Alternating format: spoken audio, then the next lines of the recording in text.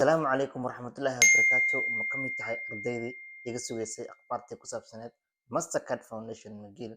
Haddii jawaabtaada hoo tahay, ha iga tegin information cusub ayaan ku wada. Waxaa laga yaabaa inaa isweydiinaysid ninkii ha ka baxay maadaama uu akhbaar sheegay haddana waa la waayay. Kaama tegin, kaamana maqnayn, waxaan kuu doonay information.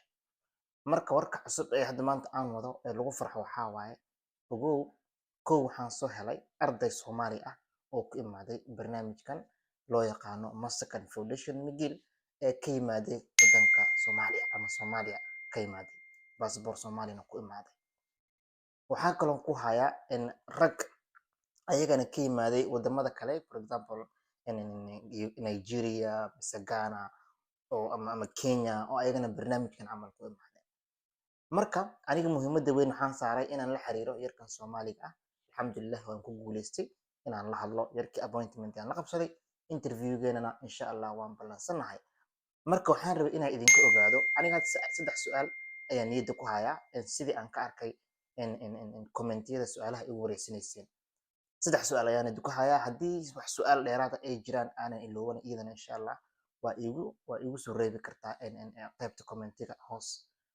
Marka su-aasha koowaad ninka aan wareysan rabo waxaa waaye programkan horta ma legit ba wax jira miya? Indhihiina rabaa inaad ku aragtiin inuu jiro programkan qof ku imaaday uusan ahayn wax scam ama uusan ahayn wax oo been aniga aan iska soo abaabushay. That's the first question aan rabo inaan jawaabo. Second question marka waxaan rabaa inaan weydiiyo nin jaamacad Soomaaliya ka dhameeyay ee baasaboor Soomaaliya wato ma ku imaan karaa barnaamijka? That's the second question aan rabo yarka inaan weydiiyo. jaamacad Soomaaliya ama Hargeysa kasoo dhameey ama Muqdisho kasoo dhameey ama Kismaayo kasoo dhameey jaamacad meel walba ku taala Soomaaliya, just mention Muqdisho, Hargeysa, Boosaaso, jaamacadaha Soomaaliya nin ka dhameeyay ee passport Soomaaliya wato ma imaan karaa? That's the second question I wanna ask.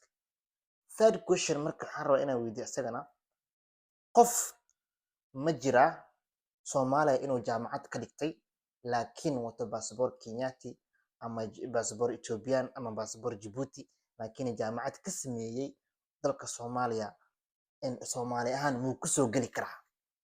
Midaasaan rabaa asagana inaan wareysto. Saddexdaas su'aal aan rabaa inaan wareysto. Haddii aan su'aal kale iloobo adiga niyadda ku haysid please insha Allah commentiga hoos igula soo wadaag. insha Allah waxaan rajayn doonaa inuu barnaamijka noqon doono mid idin anfacay. Hana ilaawin barnaamijku waa barnaamij masters. dadku su'aalaha isoo wareysanaya barnaamijku waa barnaamij masters.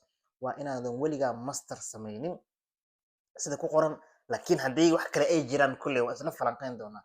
waan wareysan doonaa yarkaas isagana qof master mar hore sameeyey ma imaan karaa? waa su'aal meesha soo geli karta idana insha Allah waan wareysan